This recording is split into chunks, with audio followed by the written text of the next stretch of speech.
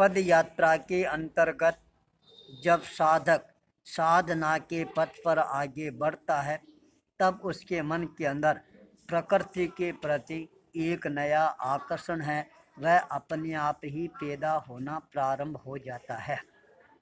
मैंने अपने जीवन में संयम ग्रहण किया।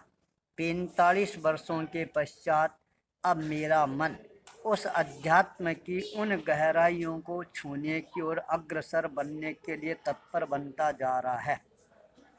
मेरे मन के अंदर प्रकृति के प्रति बहुत ज़्यादा आकर्षण बढ़ता जा रहा है। खुला मैदान हो, खुला आकाश हो, खुला वातावरण हो और चारों तरफ हरियाली ही हरियाली हो, जहाँ पर सुमन खिलते हुए नज़र आती हैं, उस स्थान में प्राकृतिक वातावरण के भीतर बैठकर आराम से साधना के कुछ क्षणों को आगे बढ़ाया जाए तो वो क्षण हमारे जीवन के लिए और ज़्यादा महत्वपूर्ण और नई दिशा प्रदान करने वाले भी बन सकते हैं।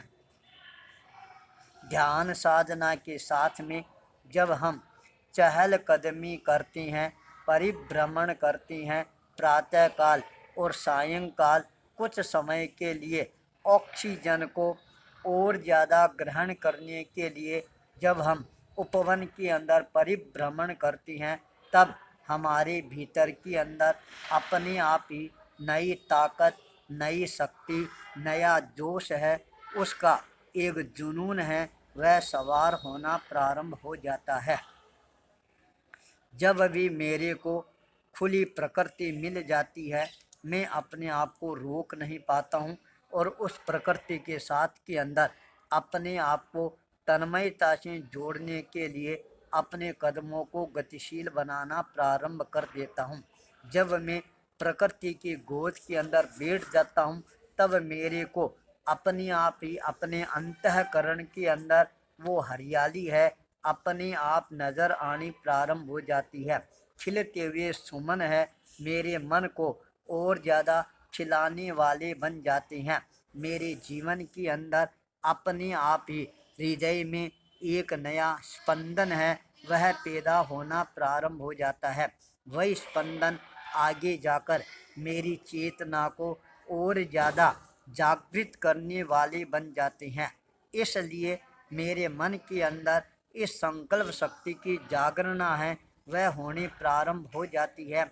अब जीवन संयम यात्रा के 45 वर्ष है वो पूरी हो रही हैं। अब केवल प्राकृतिक वातावरण के साथ के अंदर रहकर अपने जीवन को आगे बढ़ाना है।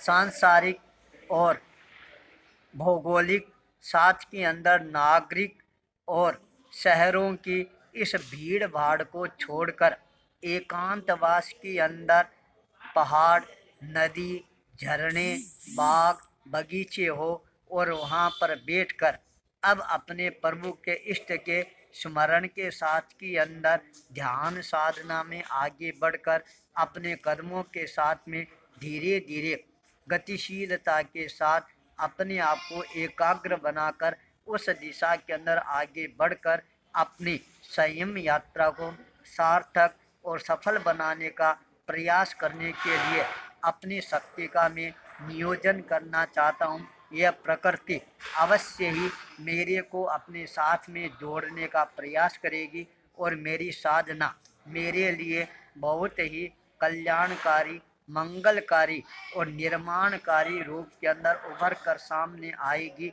ऐसा मेरे अंतःकरण के अंदर अपने आप ही विश्वास की नई चेतना है, उसका जागरण है, वह होता जा रहा है। मेरा जीवन अवश्य